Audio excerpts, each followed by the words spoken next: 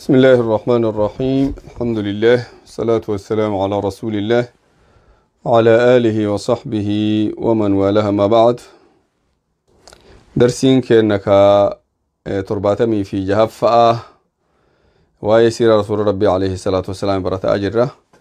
قافي في ديبي كيسا درسي كلني تقفآتي ونن الرأي قالوا واي دول لما الرأي قال رجيعي في بئر معونة وانجد أن تكجرة واي سنرى قافي سيئي قال قافين دوبتا ربتكو في جهاتمي تربفأ مال جتي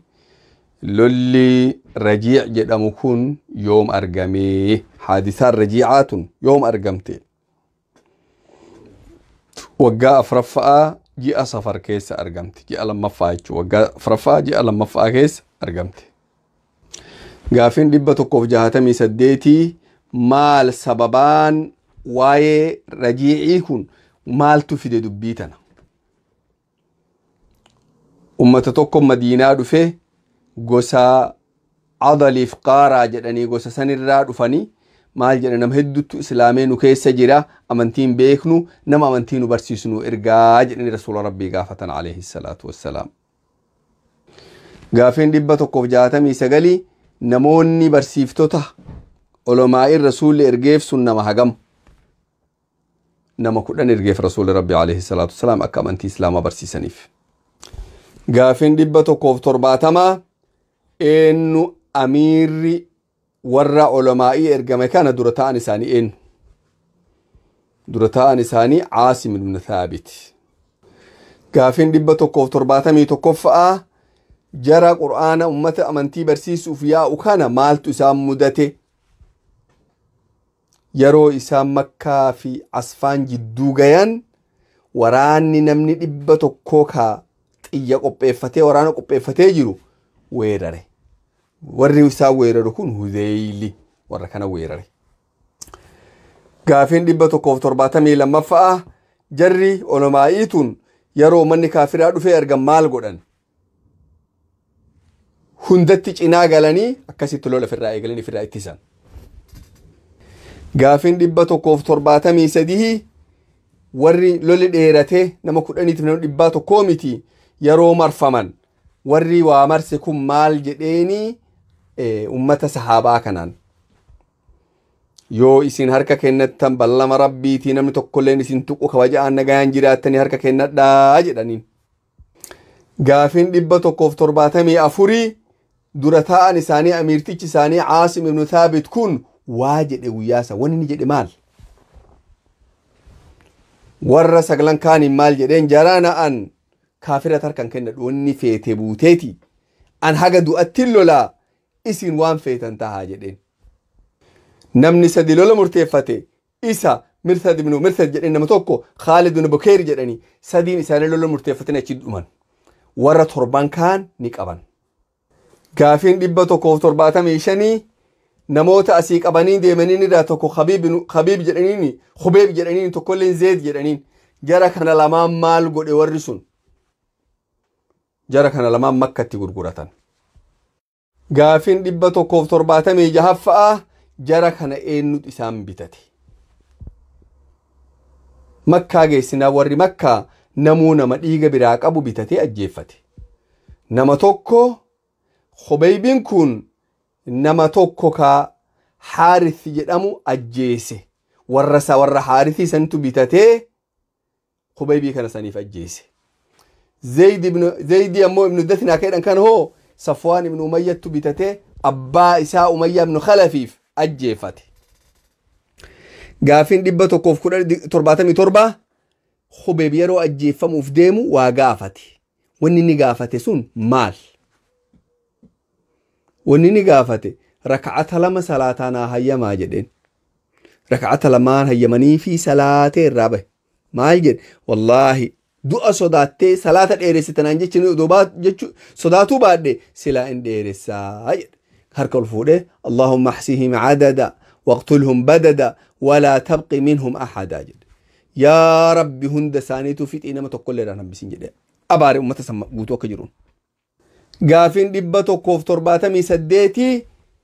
دولتو كسرية بئر معونة جد مجرى lola kanarraa maal beektame maalumaaf bahe lolli kun nama tokko ka maqaan isaa abaabaraa caamir ibn maalik jedhanittu madiinaa dhufee rasuula bira wajjiin haasa'ee amantilleen fudhanneen dinnellee waan jedhan gosa guddoon duuba jira yoo gosti fudhatte waliin fudhadha nama gossan dhufee nu barsiisu nu ergi jedheeni sababaa sanii rasuula rabbi alayhi salaatu wasalaam erge gaafin 179 rasuuli rabbi alayhi salaatu wasalaam namtichi sun akkas jennaan maal godhe warra amantii isaan barsiisu waliin erge nama 70 ka qurraa jedhamee beeka nama qur'aana beeku ulamaa'ii jechuu ulamaa'ii sahaabaa nama 70 waliin erge gaafin 180 ummanni sun asii da'waa deemee yeroo isaan bi'r macuunaa bakka jedhamu takka gayan waa argamanii maaltu argame achi dhaabatanii xalayaa rasuula rabbii alayhi salaatu wassalaam nama tokko حرام ابن ملحان jedhaniin kennanii mootii naannoo sanii nama bada'a Aamir ibn Tufayl jedhaniin isatti geessi jedhanii itti ergan namtichi badaan kun gaafin 181 faachu namni badaan biyya san bulchu ka Tufayl ibn Aamir jedhamu kun yeroo xalayaan itti dhufte maal hojjete xalayuma tanayyuu banee ilaalle namticha sahaabaa ka xalayaan deemu Haraam ibn Milhaan ka jedhamu kana dugda duuba waraana ajjeesa jedhanii waraananii ajjeesan achumatti gaafin 181 fa'a Haraamin kun Haraam ibn Milhaanin kun yeroo waraaname ergee dhiigni isaa utaale maal jedhe jecha tokko ka ajabaa jedhe wanni jedhe Allahu akbar fustu wa rabbil ka'ba rabbin guddate dhugaadhaan rabbiin kakadhe milkaa'ee jannata rabbi argadhe jedhe Allahu akbar jannataaf deema duraanu gaafin 183 fa'a namtichi badaa kaafirtichi kun sahaabtichi kana ajjeefnan eegasii maal hojjete eegasii gosa saatiif gosoota naannoo qubattu baasee bakka sahaaban jirtu ta'u isaan quba nama dhibbaa qubate kana dhaqee marsee achi lolatti qabee hunda isaaniitu fixe tokkolleen hin baane gaafin 184 nama dhibbaa kana keessa nam tokkolleen bahe isaan maruma ajjeefne jedhanii nama tokko akka badaa madaa'ee ammoo lubbuun hin duune hafe Ka'b ibn Zayd jedhaniini nama santu eegasii bahee achi sini ka'ee oduu fidee namni sun eegasii lola keessa guyyaa kan daqdu'e haga guyyaa sana hin jiraate jechuudha nama tokko jira ammallee ka Amr ibn Umayyaa jedhaniini inni horii eegasan geejjiba isaanii achii tiksa inni sulleen booda qabamee bahee isin hagas malee hagni kun martuun dhume gaafin 185 Amr ibn Umayyaan kun yeroo achirraa gala deemu sahaban isaa martu dhumatte yeroo inni achirraa gara Madiinaa deebi'u karatti waatti argamanii waan guddoo hojjete wanni sun maal isa ka gara Madiinaa deemu nama lama ka gosa ummata amma sahabaa fixee kana arge yoos jara lachuu ajjeese eega jara ajjeesee wayaa isaanii wanni fuudhee laalu kunoo xalayaa rasuula rabbiitiin deemmatanii alayhi salaatu wassalaam rasuulli nagaa kenneefi bakka takkallee namni muslimaan tuqinaa jedha kunoo subhaanallah chirrifate xalayataan fuudhee rasuulattiin deebi'e alayhi salaatu wassalaam gaafin 186 maal godhe rasuulli rabbi alayhi salaatu wassalaam yeroo jara lamaan inni nagaa kenneef kan sahaabtichi kun ajjeesee beeke maal hojjete rasuulli alayhi salaatu wassalaam gumaa jara lamii baasan rasuulli gumaa jara lamii baasan maal jara lamaan isaantu nagaa kenneef haa gosti isaanillee sahaabaa nama dhibba ajjeesaniiti garuu isaan lamaanii islaamattu nagaa kenneef kanaafuu gumaa isaa baasan rasuulli rabbi alayhi salaatu wassalaam waan amma nu jenne kanarraa maal fayyadanne tokkoffaa rasuulli rabbi alayhi salaatu wassalaam ghayba hin beeku silaa odoo ka beeku taate silaa bakka namni itti dhumatu kana naman ergu silaa garuu waan ghaybaa hin beekneef yaalii godhaniituma erganii yoo fedhe rabbi waliin qajeelchaaf yoo liqqa jeeluu baatee namni miidhamuun hin malti kanarraa maal baranne rasuulli ghaybaa hin beeku jechuu baranne wanni biraatarraa baranne ganuu waan hamtuu jechuu manni kaafiraan gani islaama rasuul islaamni ammoo kaafira san hin ganne jechuu irraa baran ganiinsi khiyaana yeroo hunda yoo an baddu jechuu irraa baran asirratti ammallee waa'ee duula banii nadiirii fi duula biraa malee mureesii akka jedhamuu fi haadisatul ifkii fi waan kana gaafii kana keessatti inshallah wal gaafannoo rabbi jedhe قافيتين تدب تكوف سدتمي جهرة إيقالي مال جتتون للي بني نذير كن وقاكم كيس يروتم أرقامي جت وقو ما أفرفا كان كيس أرقامي موجي عربي على أول أرقامي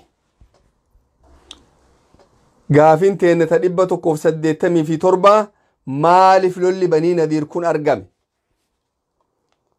رسولة عليه الصلاة والسلام وايقو ما جرى لماني سنيف نغرغارا جدي بira deeme duraan ballamni akkasii jira rasuulan gaaddisa manajal astaa jedhanii gubbaa san dhagaa ka guddaa nama achirratti gadarbee ajjeesu qopheessanii yeroo isaan qopheessan jibril dhufee asii kay jedheen yeroo sila namtichi dhagaa fudhatee gallaalu rasuul achi socho'u iyyuu dabre waan rasuulli fincaananiitu makkana alakee bahanii deebi'an sehan isaan achumaan galee lola labsan rasuulli rabbi alayhi salaatu wassalaam gaafin dhibba tokkoof 88 rasuulli alayhi salaatu wassalaam warra kana waa godhaa jedheen sharxii irra kaa'e sharxiin sun maal guyyaa 10 keessa magaalaa tanarraa baha jedheen namni guyyaa 10 booda asirraatiin du'a jedheen gaafin dhibba tokkoof 89 eega duraan bahiinsa mul'ifatanii ammallee mataa dhaabanii jabaatanii didanii eenyu namni diduu kana akka isaan didan godhe Abdullah ibn Ubay ibn Salul رئيس منافق توتا تدقى دون ولين دون جيران ولين جيران نون نسيبات ننجرتو يدين كان الرجال ربي قدام كجل ألم تر إلى الذين نافقوا يقولون لإخوانهم الذين كفروا من أهل الكتاب لئن أخرجتم لنخرجن معكم ولا نطيع فيكم أحدا أبدا وإن قتلتم لننصرنكم والله يشهد إنهم لكاذبون تنجا ربي قدام yoo duune waliin duunaa jiraan waliin jiraanna nuti isinirraa ittisaa waa takka abbaabiyaati isin asirraan sochiinaa jedheen achitti sababaan sun cabiinsa isaanii ta'ee sababaa isaan didaniin baanuu jedhanii Muhammadiin alayhi salaatu wassalaam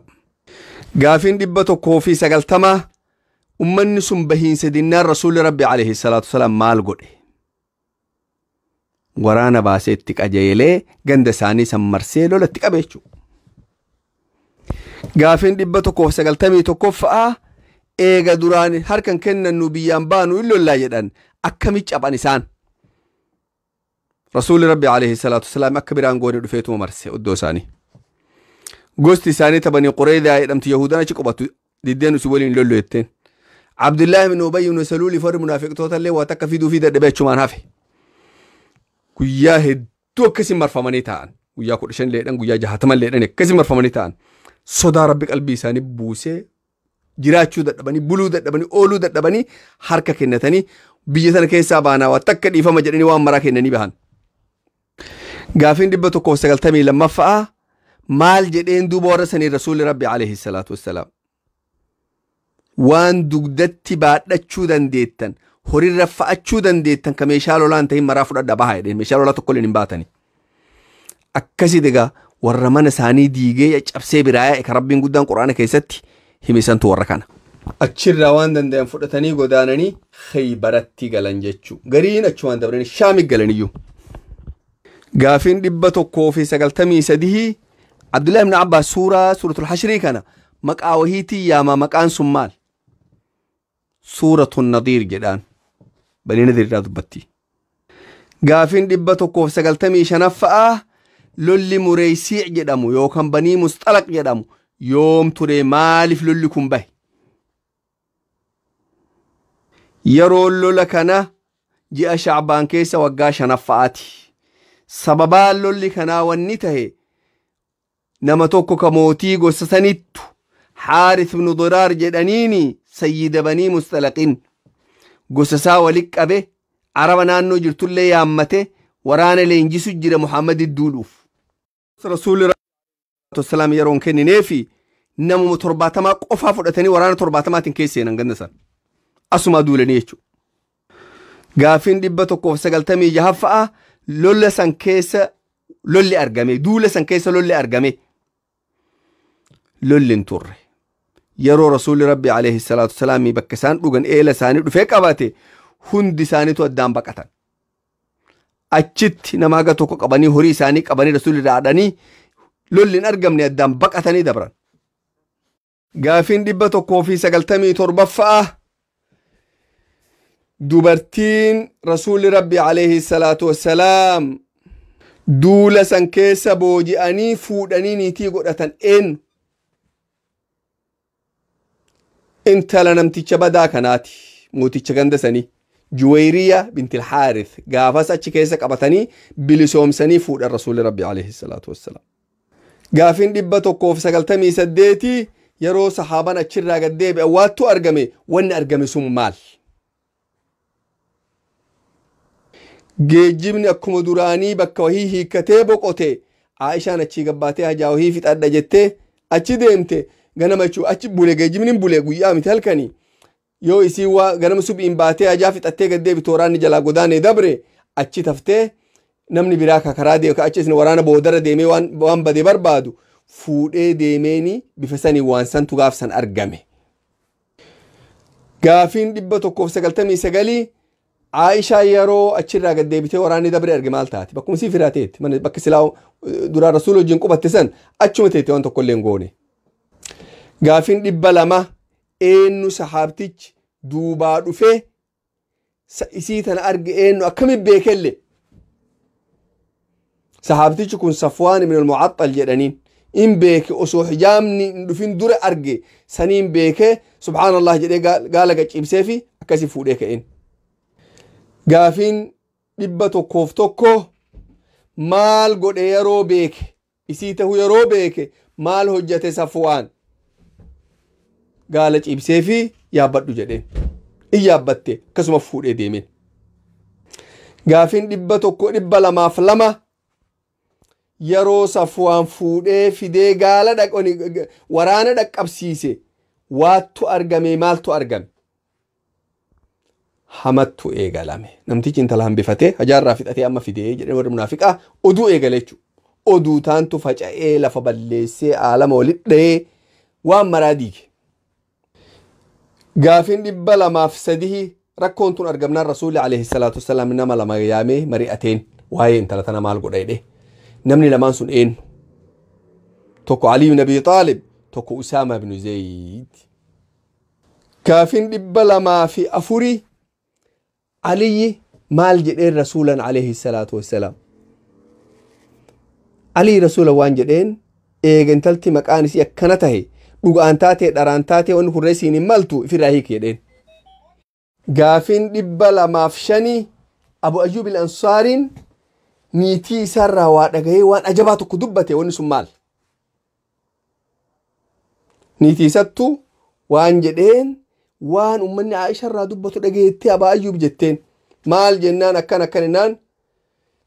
waan jedheen yaa haadha Ayyub waa si gaafadha waan intala tanaan ummanni hamatu san ati taataa jedhe namni akkasi booda si hambifatee waraana si dhaqqabsiisa ati taata akkasi inta wallahi jetteen isiin sirra gaane in taatu jedhe subhaanallah. Gaafiin 206 namni badii tana marayyuu abbaatti tahee akka dubbiin tun facaatu godhe akka maqaa warra rasuulaa kun wasa kaa'u xuraa'u namni godhe eenyuun waan kanatti hojjete Abdullah ibn Ubay ibn Saluul irratti hojjete. Gaafiin 207 namni waan kana keessa seenee itti xuraa'ee itti dil'aawu eenyu fa'a hedduu namni suni Mustax ibn Uthaama fa'a Hassaan ibn Thaamit fa'a Hamna binti Jahshaa fa'a hedduu namni. Gaafiin 208 san booda hoo maaltu argame ji'a tokko booda eega intalti miidhamtee yaaddoftee jiruun harka badde eegasi rabbiin qura'aana buusee inna alladhiina jaa'uu bil ifki cusbatun minkum jedhe akkasin rabbiin guddaan isii qulqulleesse. Gaafiin 209 namni Aishaan qulqullu'uu miti eega rabbiin akkasi qulqulleesse qulqulluum jedhee hagammaa shakku murtiin isaa maal namni Aishaan qulqulluum jedhee shakke amantii islaamaa keessaa bahee kafare ummanni shi'aa warra Aishaan zinaa goote jedhee haqardhaa shakku jira warri sun hagana jechuun amantii keessaa bahechuu kafare. Gaafiin 210 warra dhara kana oofe adabanii adaban 80 halangee 80 dhawaan adabaman jechuun hundi isaaniitu. Gaafiin 211 naman adabamin tokko jira jaarsa badii in deemu kana Abdullah ibn Ubay ibn Saluul in adabamne maaliif adabamuu dhabe wanni isa adabuu dhabaniif adabuun dilii namarraa dhiqu inni warra azaabaati wanni dilii irraa dhiqaniif hin jirtu takka nama jedhe jira gariin inni jaarsi hayyu bifa intalti akkas gooten jedhu akkas jedhan jedha malee kanaaf karaa ittiin arganne jechuudha. Namni gariin maal jedha ulamaan gariin gosa dura taa'aa gosaati yoo isa achi qabanii dhaanan balaa guddoo bu'aa saniif ofirraa dhiisan jedhanidha. Wallahu a'lam. Gaafin 212 Aishaan rasuula rabbi wajjiin maa baate alayhi salaatu wassalaam duula san maalumaaf dubartii taan osoo jirtu Aishaan duula kana wajjiin baate. Rasuulat aadaa fi alayhi salaatu wassalaam yeroo duula deeman yeroo imala deeman hixaa buusaniin dubartii isaanii keessaa takkaan bahan hixaan isii baate guyyaa san. Gaafin 213 namtichi kun maaliif waraanarraa maayyii aanee maayyii deema? Hujii isattu akkas. Bakka waraanni itti bulee irraa ka'e achi ture inni waan lafa bade nama miskiina waa ta'e nama dhukkubsate nama du'ee ciisu waan duuban dhufa waan kana marayyuu laalaa jechuu hujii isaati.